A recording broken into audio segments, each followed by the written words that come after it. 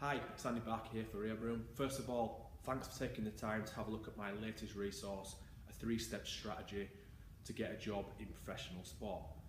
First and foremost, I put this resource together to help you guys, to help those people who you want to try and break down the barriers and get a job in professional sport. Historically, get a job in professional sport is very difficult. There's not a lot of jobs out there and there's a lot of people that want those jobs. So I've put together this resource almost as a bit of a toolkit for you guys to help you on your quest, if that's the avenue that you want to take and you want to work in professional sport.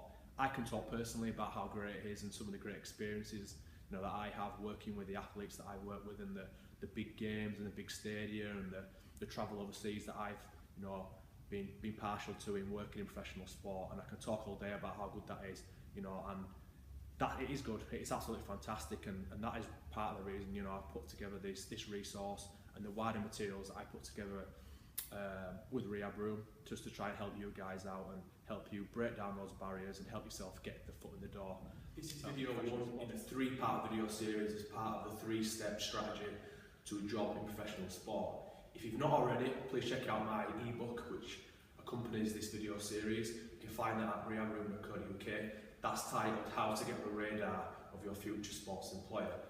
In video 1, I'm going to talk through various different things. I'm going to talk through my own sort of journey from student into professional sport, and I'm also going to reveal the biggest mistake that 95% of aspiring sports professionals make, and what I believe is the reason why the majority of you guys don't get the opportunity that you need to get a job in professional sport. So I was able to progress pretty quickly from university into working professional sport. I actually got a job straight from university, so off the back of a placement during my 2nd and 3rd year, I was actually able to given the opportunity, and I was offered the opportunity to stay involved with the club beyond my placement. So during my 3rd year of university study, I was almost working here at the Leeds Rhinos as almost an assistant physio, which obviously was fantastic.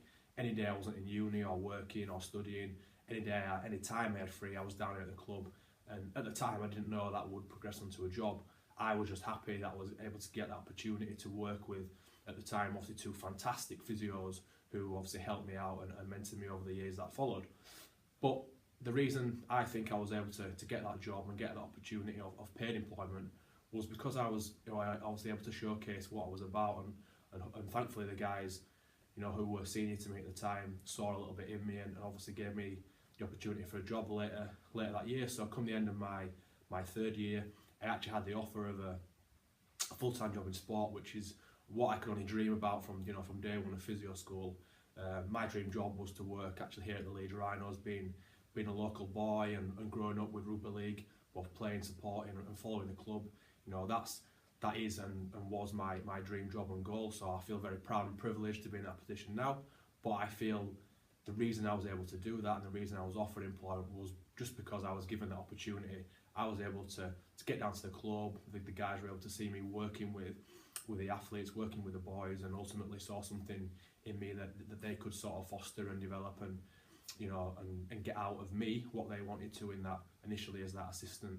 And then over time, I was able to progress through the roles in the club. So within 18 months from being the assistant, I was then the head physio of the Leeds Rhinos, which in a very short period of time I was able to actually achieve my goal, my dream job as leading the sort of physio team here at the Leeds Rhinos. In time, I've progressed that role, and the role's developed in some regards. So I'm now actually the head of physio and rehab here at the club, which is a fantastic role, and I absolutely love what I do. But without that initial opportunity, without me being able to get my foot in the door at the club, I'm pretty certain that I wouldn't be here now.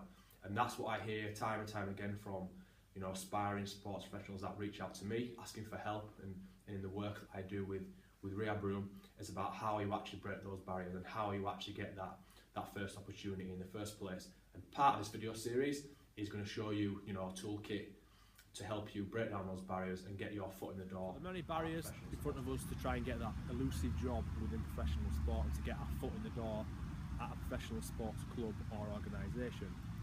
That said, it is so important for me to try and get that opportunity.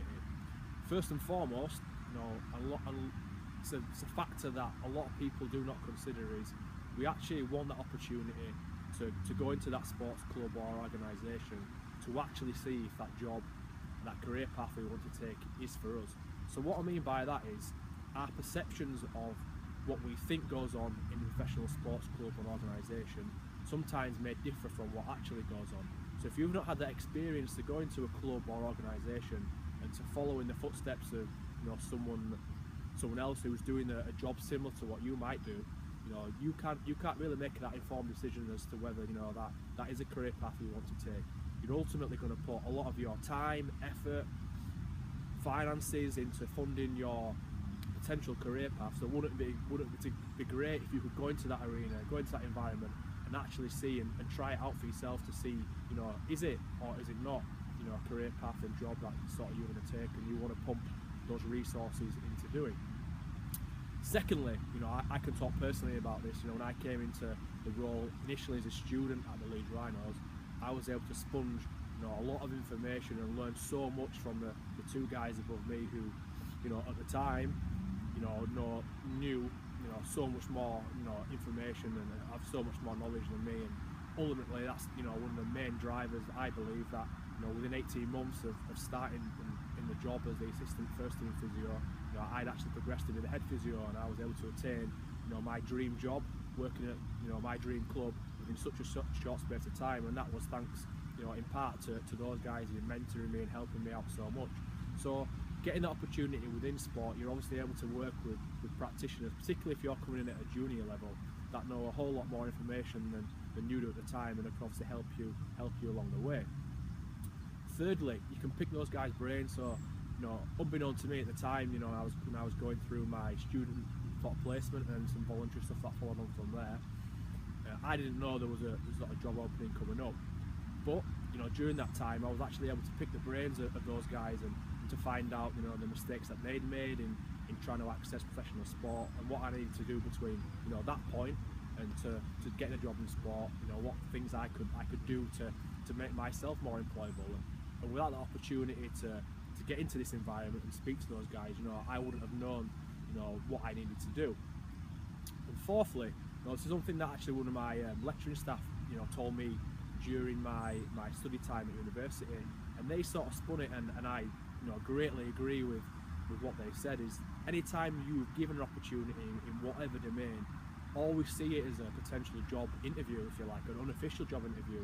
Because when you're in that environment, those people are making judgment on you. They're seeing how you are acting in and around athletes or the clients you're working with, how you give questions, how you respond to questions, and generally how you are and you act and how you work, really. So it's vastly a great opportunity for you to be in that environment and also be able to showcase what you're about. And if you are able to get your foot in the door and get the opportunity, you can show those guys that you would be potentially a great addition to their team, and ultimately put you ahead of the game and in front of the people that may be applying from outside. There's so many barriers in front of you guys in your quest to get your foot in the door and to get a job within professional sport.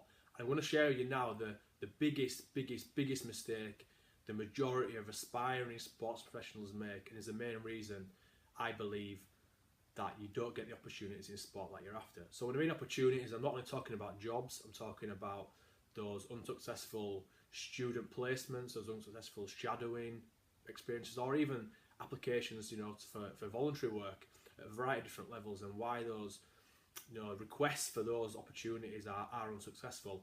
But before I do that, like I said right at the start, this is a series, a free training series, and this is part one of a 3-part video series. It accompanies the ebook, How to Get on the Radar of Your Future Sports Employer.